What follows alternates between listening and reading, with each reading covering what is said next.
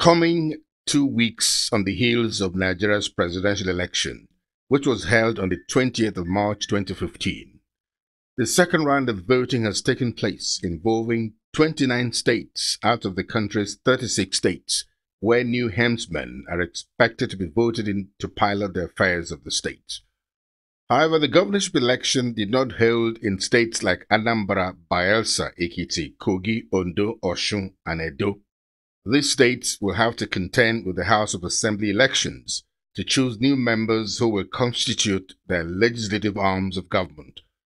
Nigerians are going to the polls against the backdrop of the mass defection that has greeted the success of the All Progressive Congress (APC) at the presidential election, which is largely to the advantage of the APC, which has harvested handsomely from it. Indeed, the mass defection has eaten deeply into the ranks of the People's Democratic Party (PDP), now relegated to the position of minority in both chambers of the National Assembly, with the APC having a clear majority, and this has seriously affected and altered the political equation. The major defections that have hit the PDP very hard are as a result of pent-up anger and frustrations to even scores with the party hierarchy for what most of the party's stalwarts see as perceived injustice to them from the party's primary elections, where outright victories at the elections were flagrantly substituted for what they call anointed candidates. With a low turnout of voters reported in different parts of the country, in retrospect, it might be argued that the governorship elections should have been held before the presidential elections. I think people have taken their time to come out. It's still about an hour and a quarter of an hour, so we still have about 90 minutes more before the end of accreditation. So I just want to appeal to people to still take the trouble to go and conduct their civic responsibility and participate in the accreditation process and ultimately in the voting process. You find that generally speaking, subsequent ones tend to have a lower turnout. There's a bit of fatigue that sets in. Having said that, we're also getting reports, which is unfortunate, that a number of people, the people are being intimidated, being threatened not to come out to vote. Again, that does not help the process because the whole essence is that this process must be one that you go voluntarily, must be one that is personal to you. But a situation where you're already tagged or marked as expected to vote in one direction, and therefore you put your life or in harm's way, it doesn't help the process. So these definitely will affect the turnout of voters. Well, it is Koshofe Constituency 1, comprising of Ifako, Bagada, Anthony Mende, Obudo, Jota, and Oworo. This morning there was a lot of crisis in the collation center. Some of the ballot papers were stolen by the opposition party, and then also in conjunction with the INEC as well, because we found out that 2 ballot papers were missing. How?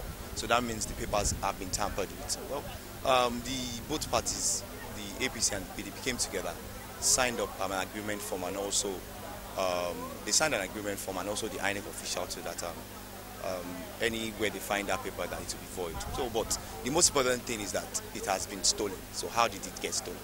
So, but the youths of our community protested against that, and then before the necessary thing was done. But to me, the major thing is it was stolen, and it was stolen.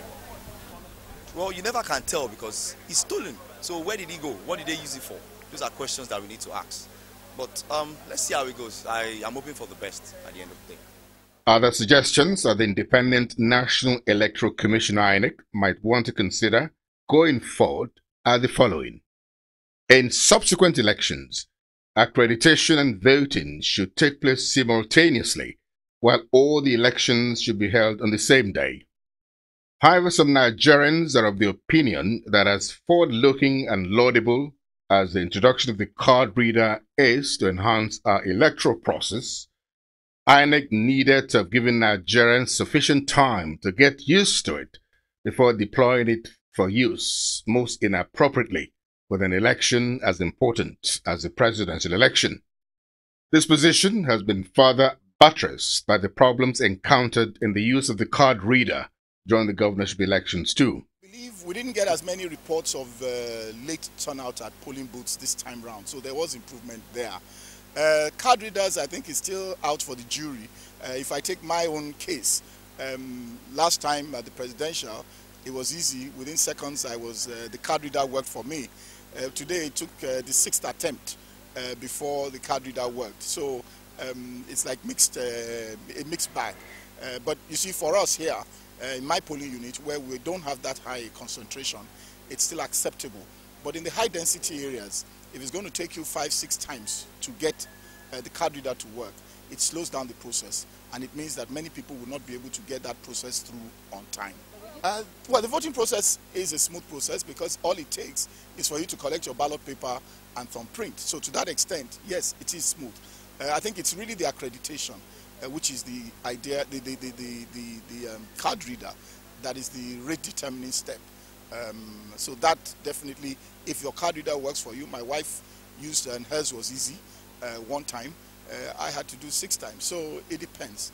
So it's still like a trial and error process, and that's not good for the process. So we hope that the technology will get better. Democracy in Nigeria. Well, I cannot actually say anything about democracy in Nigeria for now because we are still expecting a new government. So until the new government comes in, we cannot put our fingers on a particular thing to say that, okay, this is what we have. For now, we're still running in what we already have, so we're still expecting a new government. Until the new government comes in, we are moving, and since we are developing country, and from the look of things, it has never been like that. Like I said before, this is the first time Nigeria is coming up with such a good democratic way of election, where everybody, all the populists have their own right to vote without being troubled, without any violence. It's the very first time I've seen this. We are doing our best, but the rest we leave for God. It's only God that makes everything possible. Before the governorship election of the 11th of April 2015, political pundits had predicted a comfortable win for the All Progressive Congress APC in most of the northern states, the southwest states of Oyo, Ogun, and Lagos. This is as a result of the power shift and bandwagon effect of APC's victory at the presidential elections. However, apart from Imo and Rivers State, the southeast and south-south zones largely still remain too difficult to crack for the APC, as was witnessed during the presidential election, where governors in states like Niger, Benue, Kebbi, Katsina, Adamawa, and Jigawa either failed to claim the senatorial ticket or help their party, the PDP, to win. The Buhari victory is expected to stand between them and the ambition to install their anointed candidates as their successors. Those in the eyes of the storm are Governor Muazu Babangida Aliyu of Niger State, Saidu Dakingari of Kebbi State, Isa Iguda of Bauchi State, Gabriel Suswam of Benue State, Sule Lamido of Jigawa State, Shehu Shema of Katsina State, and James Ingilari of Adamawa State.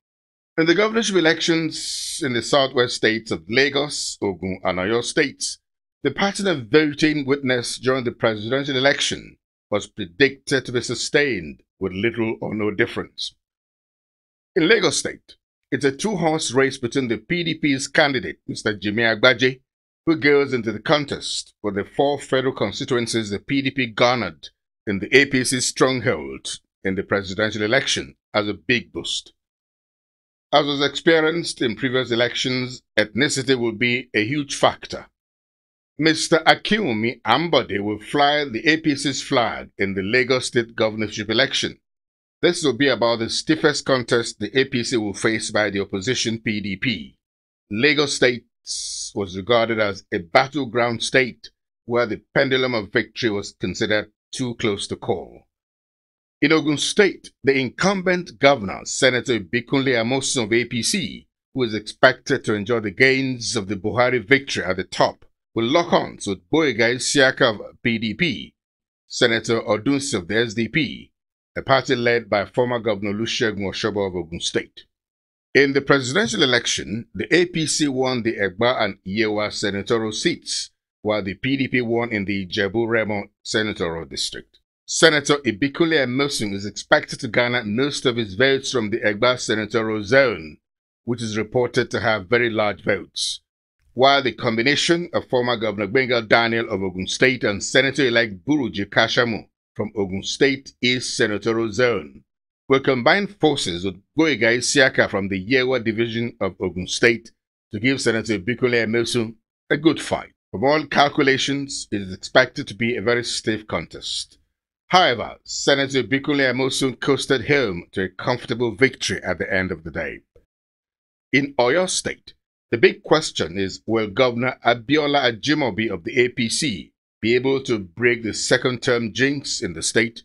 Other contestants for the Oyo State governorship election are Senator Rashid Ladoja of the Accord Party. The Labour Party's candidate is former Governor Alao Akala of Oyo State. PDP flag bearer is Senator Teslim Folari, while the Social Democratic Party has Sheyi Makinde. Apart from Governor Alao Akala, who is from Ogbomosho, all the three contestants are Ibadan indigents. The APC won the 3 senatorial seats in the state during the presidential and National Assembly election.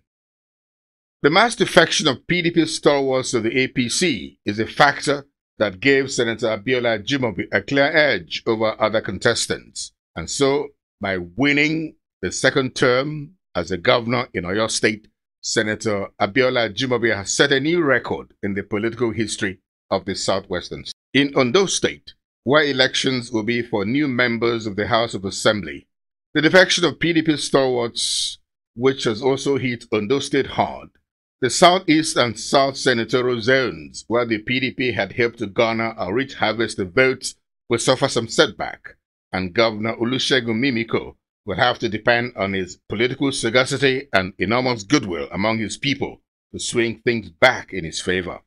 The Southeast and South-South zones still remain a very hard nut to crack for the APC.